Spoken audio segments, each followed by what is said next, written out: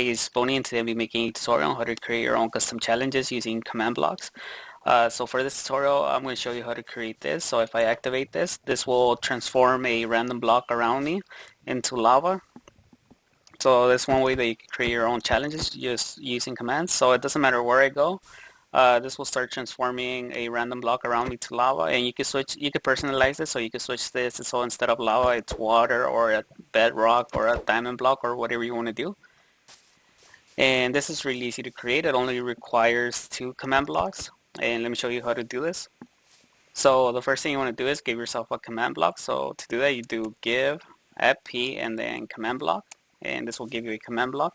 Once you have your command block, the next thing you want to do is set down an armor stand with a custom name. So you could do summon and then armor stand. And then you could give it a name. You could give this whatever name you want, but I'm going to call it TUT just for tutorial. So if I do that, the summons in an armor stand, and it already has the name. So right now it's called TUT. Once you have the armor stand, the next thing you want to do is set down a command block. And here you want to set this to repeat and set it to unconditional. And then here you could choose either to have it always active. So you want it to always be active, you could just click on this one. Or if you want to turn on with redstone, you could choose this one. I'm going to choose needs redstone, that way I could activate it. I could turn it on and off with the lever. Here where it says delay in ticks, here I'm going to set it to 20. This means it's going to run whatever command I type in here once every 20 ticks. So 20 ticks is the same as 1 second. So you can change this around depending on how fast you want it to be going. So if you choose 40, this will be 2 seconds, 60 would be 3 seconds, or whatever you choose. But I'm just going to leave it at 20 for now. And then you go here where it says command input, and you type in this command. And this is the command you're going to type in. So it's going to be execute @r spreadplayers ~0 20 @e type equals armor stand name equals TUT. So what this does is it's going to execute a command at a random player. And then the command that it's going to be executing is spreadplayers. So what the spreadplayers command does is that it spreads an entity that you choose at a random location. So these first 2 tilts is just the position of where it's going to start spreading the players from. I just put 2 tilts here since it's going to be executing from the player. So the starting point will be where the player is at. And then the distance, so here I put 0 and then 20, so it's gonna teleport the armor stand between 0 and 20 blocks from where the player is. And you can change this around if you wanted to teleport it a little bit further. You could change this to whatever number, but I wouldn't go too high. And then @e, then you choose the entity that you want to be teleporting. So here I chose @e, so it's all the entities, but only the entities that the type equals armor stand, and only the armor stands that have the name of TUT. So if I activate it now, so if I put a lever and activate it, this will start teleporting the armor stand around me once every second, so once every 20 ticks. But if this is going too fast or too slow, you can switch that around like I said. So now let me show you how to make it so it sets a block down every time it teleports. So to do that, you set another command block down, and here you change it to chain, and here you set it to conditional, make sure it's conditional, and here you put always active.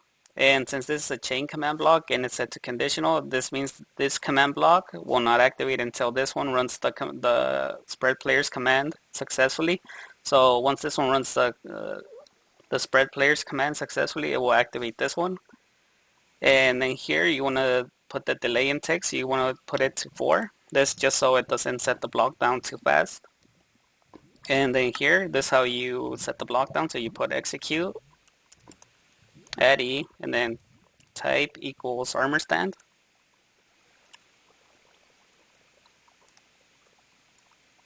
And name equals TUT, or whatever you named it. That's the name I gave it, so that's what I put there.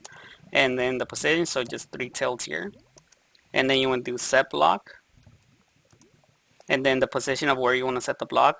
So here I'm going to do tilde, -1, and then tilde. So this will set the block down 1 block below the armor stand. And then here you choose whatever block you want to set down. So you could do lava. This will set down lava wherever the armor stand is. Or you could do bedrock. So if I put bedrock here, this will set down a bedrock wherever that armor stand lands. But like I said, you can switch this to whatever block you want. It could be any block that you choose. So just as another example, I could do diamond and then underscore block. So right now it's transforming whatever block it lands onto a diamond block. And that's just one way that you could customize it. Another thing that you could do is instead of set block, you could do fill. So you could do fill, and then you choose the first position. So here I'm going to choose tilde and then 0 and then tilde. So this is the first position, and then the second position, or where you want to fill the blocks. So tilde, tilde, and then -1, and then another tilde. So what this is doing, it's going to fill from the layer 0 all the way to one block below the armor stand. Since this one has a tilde, this means it's one block below the armor stand, and then the block that you want to set. So here I'm going to change it to air. So now it's going to be removing all the blocks all the way down to layer 0, but you can switch that around however you want. And something else that you want to do is, right now you can see the armor stand when it's teleporting around you. So to fix that, you could just do an effect. So you could do effect, add E, and then type equals armor stand, and then the name, so name equals TUT, and then the effect that you want to give it. So here I'm just going to give it invisibility, so you can't really see it anymore. And first you choose the amount of seconds, so just choose a high number here. And then the amplifier, I'm going to set 3, and then if you want to hide the particles, just set it to true. And once you activate it, you won't be able to see the armor stand anymore. Also, if you're going to use lava, you also want to give it a fire resistance. So here, instead of invisibility, you want to do fire resistance. Same thing again. For the seconds, just choose a high number and then the amplifier. And then if you want to hide the particles, this will make it so it doesn't burn. So if you are using lava, this just makes it so the armor stand doesn't burn and die.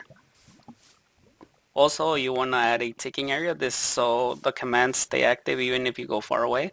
So to do that, just stand right next to your command blocks, and here you want to type in ticking area and then add, then circle, and then the position, so just 3 tildes, and then the radius. And I'm just going to put a 4 here. So what this will do is that it will keep 4 chunks active. It doesn't matter how far away you go. So it doesn't matter how far away I go, the commands will still be active and this will still keep working. So make sure you do that. That is very important, or this will not be working. And yeah, that's pretty much it. You could customize it however you want. You could change the block to any block that you choose. And all the commands will be in the description, and I also have a download link for this world in case you don't understand what I'm saying, if you just want to copy the commands. And yeah, that's pretty much it.